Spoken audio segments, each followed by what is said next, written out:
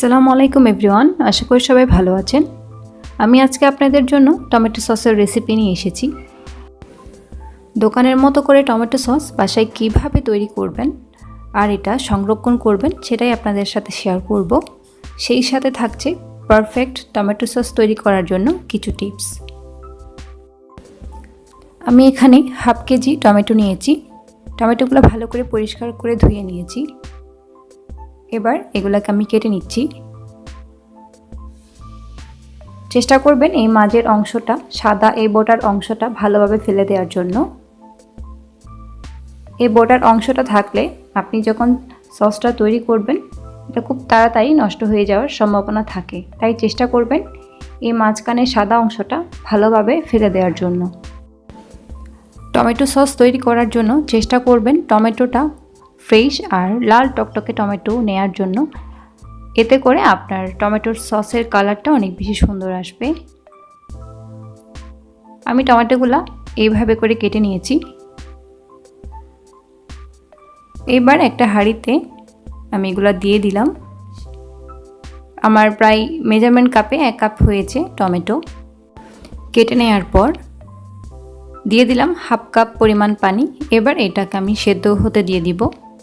পানির পরিমাণটা কখনোই বেশি দিতে যাবেন না, কারণ টমেটো সেদ্ধ হতে সময় কম লাগে আর টমেটো নিজস্ব কিছু পানি বের হয়। তাই পানি বেশি দিলে সসটা তৈরি করার সময় আপনাকে অনেকক্ষণ জাল করে পানিটা টানিয়ে নিতে হবে। টমেটোগুলো সেদ্ধ হয়ে গিয়েছে, দেখতেই পাচ্ছেন একেবারে নরম হয়ে গিয়েছে। এবার আমি এগুলাকে নামিয়ে ঠান্ডা করে একটা ব্লেন্ডারে ব্লেন্ড করে নিব। আমি টমেটোগুলো ব্লেন্ড করে নিয়েছি। এইবার এই ব্লেন্ড করা টমেটো পিউরিগুলো একটা ছাঁকনির সাহায্যে ছেঁকে নিব। ছেঁকে নিয়েছি। আপনারা চাইলে এই ছেঁকে নেওয়া টমেটো পিউরিগুলো ফ্রিজে সংরক্ষণ করে রাখতে পারেন। আমি কিছু পিউরি এইভাবে করে ডিপ ফ্রিজে সংরক্ষণ করেছিলাম। এটা আমি ফ্রিজ থেকে বের করে রেখেছি। দেখতেই পাচ্ছেন এখনো পুরোপুরি গলেনি। আপনারাও চাইলে এইভাবে করে ফ্রিজে রেখে সংরক্ষণ করতে পারেন। সস তৈরি করার আগে ফ্রিজ থেকে বের করে বরফটা গলিয়ে নিয়ে আপনারা সসটা তৈরি করে নিতে পারেন। আমি আজকে এই ফ্রোজেন করা টমেটো পিউরি দিয়েই আপনাদেরকে টমেটো সসটা করে দেখাবো। টমেটো সস তৈরি করার জন্য চুলায় একটা হাঁড়ি বসিয়ে দিয়েছি। এইবার ফ্রোজেন করা টমেটো পিউরি থেকে আমি এখানে প্রায় 4 কাপ টমেটো পিউরি দিয়ে দিচ্ছি।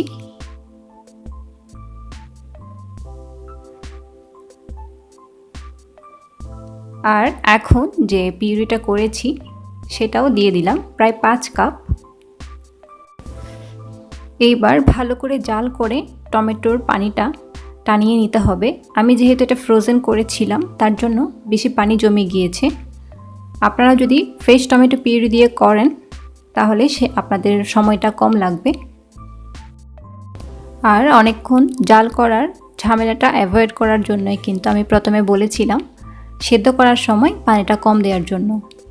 আপনি যদি পানি বেশি দেন সেদ্ধ করার সময় তাহলে কিন্তু আপনাকে অনেকক্ষণ এটাকে জাল করে পানিটা টানিয়ে নিতে হবে, কারণ টমেটো সসে যদি পানি থেকে যায় তাহলে আপনার টমেটো সসটা খুব তাড়াতাড়ি নষ্ট হয়ে যাবে।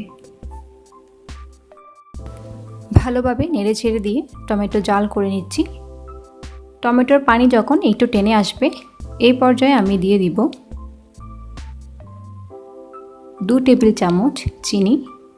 চিনিটা আপনারা আপনাদের স্বাদ অনুযায়ী দিবেন, যে যেরকম পছন্দ করেন।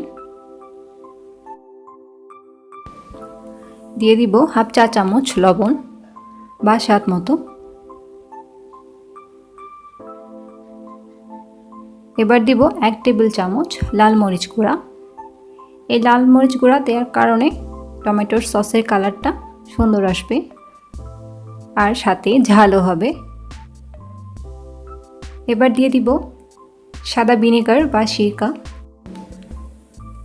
আমি এখানে দিয়ে দিলাম হাফ কাপ পরিমাণ সিরকা।